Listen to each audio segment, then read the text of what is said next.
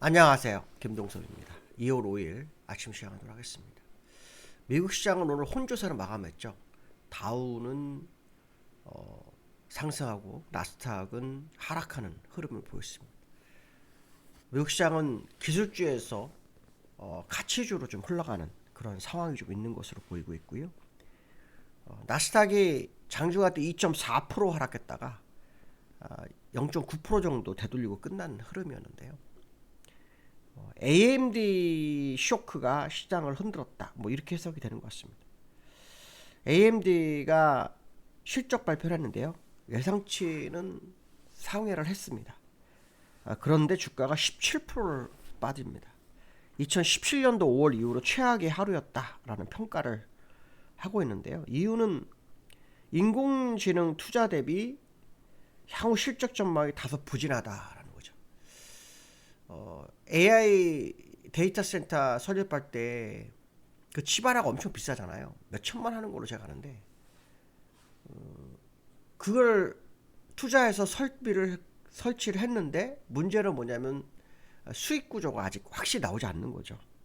그런 부분이 시장을 이제 부담스럽게 만든 거고요. 그 부담스러움이 관련주를 또 다 흔들어 버렸습니다. 브로드컴이 뭐 3% 빠졌고요. 마이크론 9% 빠졌습니다. 사실은 그 칩을 생산하는 기업, 엔비디아 밑에 있는 뭐 디램이나 파운드리 뭐 이런 거 만드는 기업들은 상관이 없어요. 데이터 센터를 계속 그 전 세계적으로 계속 설립을 해야 되는 상황이기 때문에 아무 상관이 없지만 그 영향을 받으면서 빠졌습니다. 엔비디아도 3%가 빠졌죠.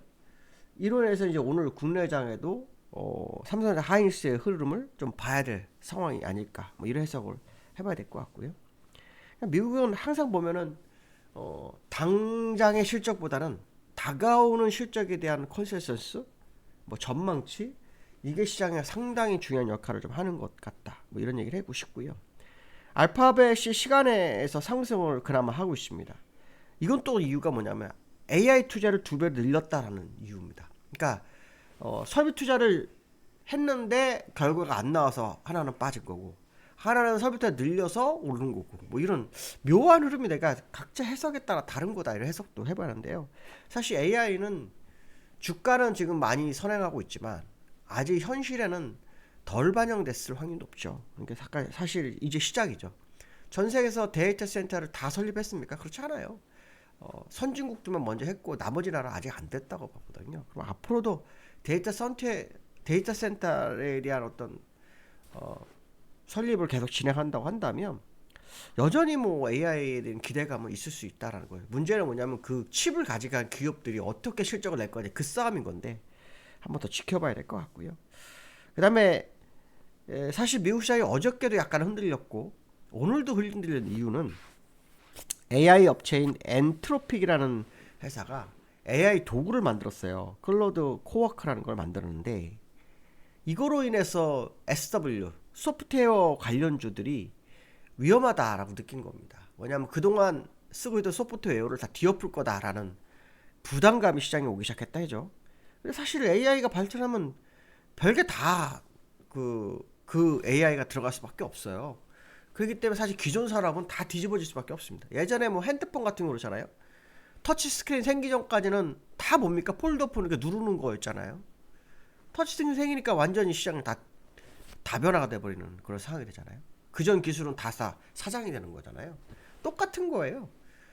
지금 AI도 그 과정이라는 거죠. 그 과정이기 때문에 사실은 이제 기존 기업들이 가지고 있던 소프트웨어를 어떻게 AI와 접목해서 성공적으로 끌고 갈 거냐. 이건 이제 연구해야 될 게 사실인데 너무 뒤처진 거 아닌가 이렇게 보는 거죠. 무슨 말이냐면 AI가 더 앞서가 버린 거예요.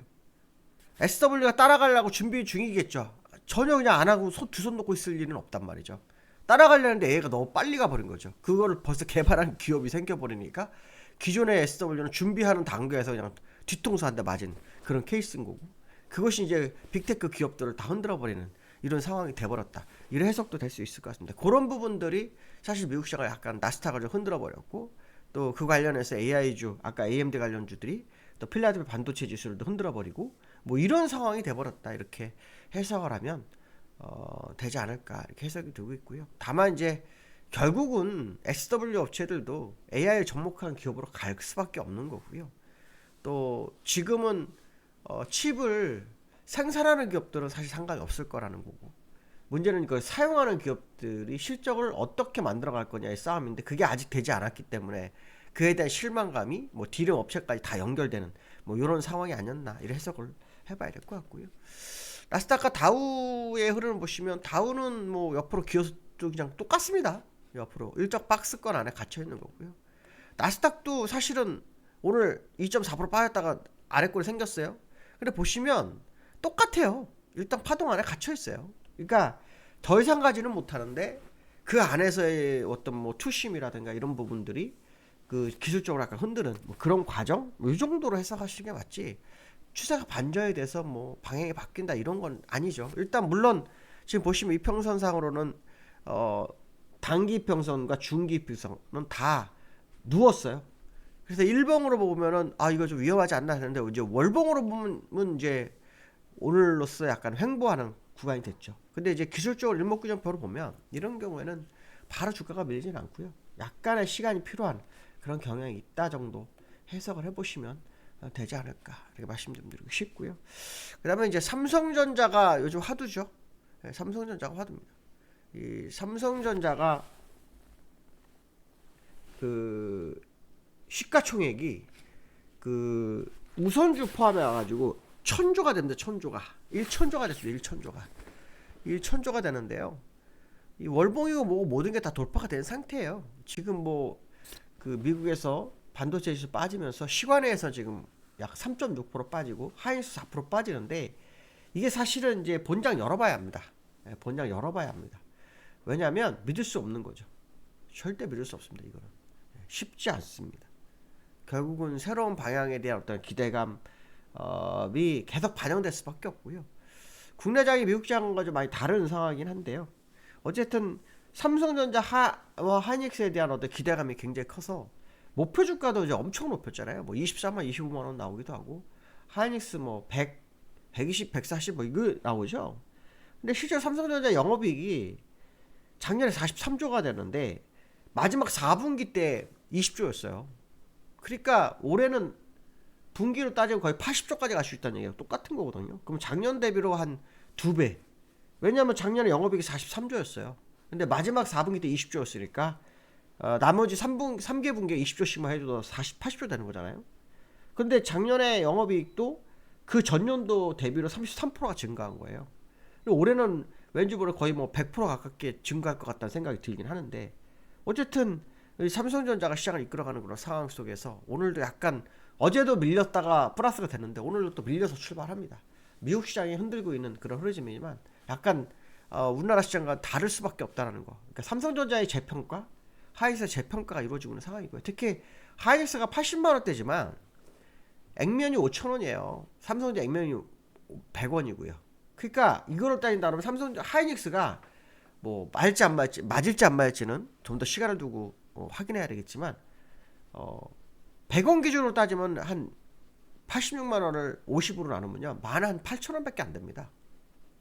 그러니까 굉장히 저렴한 걸 수도 있다는 거죠. 현재 가격으로 보면 도저히 살 수가 없지만, 저는 그렇기 때문에 SK하이닉스가 어쩌면 액면 불화를 시도할 수도 있다는 생각을 합니다. 액면 불화를. 그래서 오히려 주식 수가 늘리면서 삼성전자처럼 국민 전부가 사는 국민주가 되지 않을까, 이런 생각도 합니다. 그때 아마 주가가 더 레벨업을 하지 않을까, 뭐 이런 생각도 해봐야 될 것 같고요.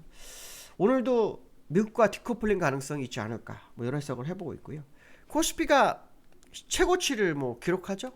어저께 5,376까지 갔습니다. 5,376까지 갔는데 오늘 또 약간 흔들려 출발할 것으로 보입니다. 근데 여기서 제일 중요한 건 뭐냐면, 이 시장을 끌어간 게 누구냐의 싸움입니다. 이 시장을 끌어간 거는 기관이었습니다. 그래서 기관이 오늘도 어떤 의미를, 지금 장 초반에는 매도하지만 어제 그제 매수했던 게 손실이 나잖아요. 내려가면 아마 기관이 또 받치는 작업이 있을 확률을 열어두게 보는 게 이렇게 좋을 것 같고요. 기관이 시장을 주도해서 많이 끌게 되면 여기에 이제 외국인들이 매도했던 걸 걷어들이는 쇼키즈가 있는지, 이것도 굉장히 중요하겠죠. 저는 그 부분이 계속 걸리는데 가능성을 열어두고 한번 보고 있습니다. 한번 지켜볼 필요성이 있지 않을까. 특히 오늘 위클리 만기예요. 아, 위클리 만기만 되면 난립니다. 월요일 날도 블랙 먼데이가 됐었는데 오늘 또 미국의 하락으로 또 그 영향을 받나라는 생각도 들긴 하는데요. 두 번 블랙 먼데이가 있으면 그 좀 이해가 안 되는데 어쨌든 한번 지켜봐야 될 것 같습니다. 오늘 여기까지 하겠습니다.